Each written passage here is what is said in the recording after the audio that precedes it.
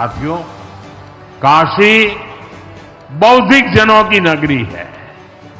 आज जब हम आर्थिक प्रगति की बात कर रहे हैं तो मैं आपका ध्यान वैश्विक हालातों पर भी ले जाना चाहता हूं।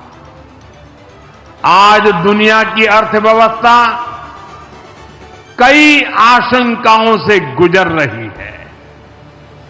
अस्थिरता का माहौल है। ऐसे में दुनिया के देश अपने अपने हितों पर फोकस कर रहे हैं। अपने अपने देश के हितों पर ध्यान केंद्रित कर रहे हैं। भारत भी दुनिया की तीसरी सबसे बड़ी अर्थव्यवस्था बनने जा रहा है। इसलिए भारत को भी अपने आर्थिक हितों को लेकर सजग रहना ही है। हमारे किसान, हमारे लघु उद्योग, हमारे नौजवानों के रोजगार, इनका हित हमारे लिए सर्वोपरि है।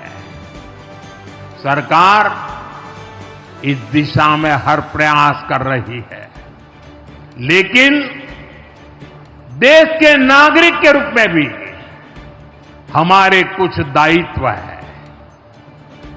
और ये बात सिर्फ मोदी नहीं, हिंदुस्तान के हर व्यक्ति ने दिन में हर पल बोलते रहना चाहिए, दूसरे को कहते रहना चाहिए।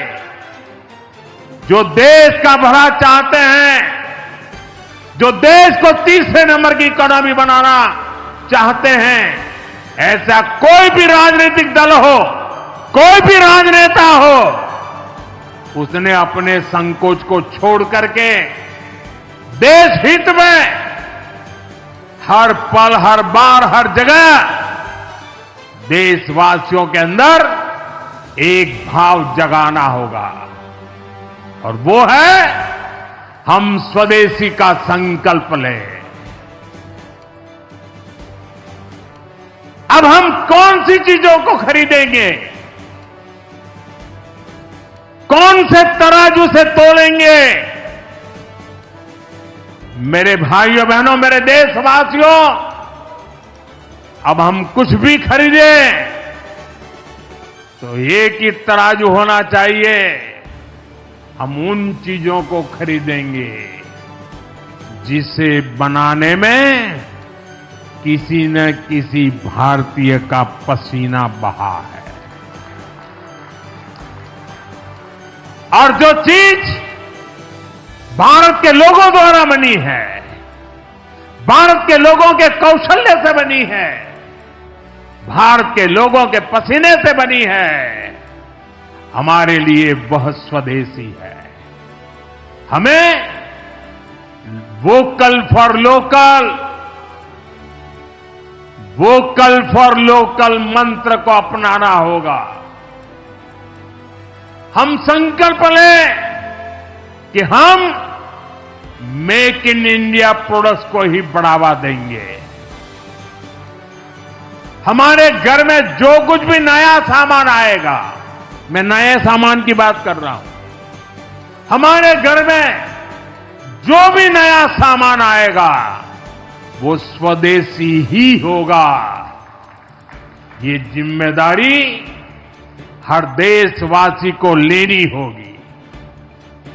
और मैं आज मेरे व्यापार जगत के भाई बहनों से विशेष आग्रह करना चाहता हूं। मैं मेरे दुकानदार भाई बहनों से आग्रह करना चाहता हूं, जब दुनिया इस प्रकार से अस्थिरता के माहौल से गुजर रही है, तब हम भी, चाहे व्यापार हो, छोटी दुकान हो, कारोबार करते हो,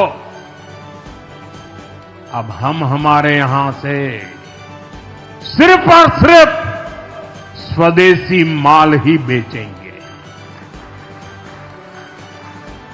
साथियों, ये स्वदेशी माल बेचने का संकल्प भी देश की सच्ची सेवा होगा।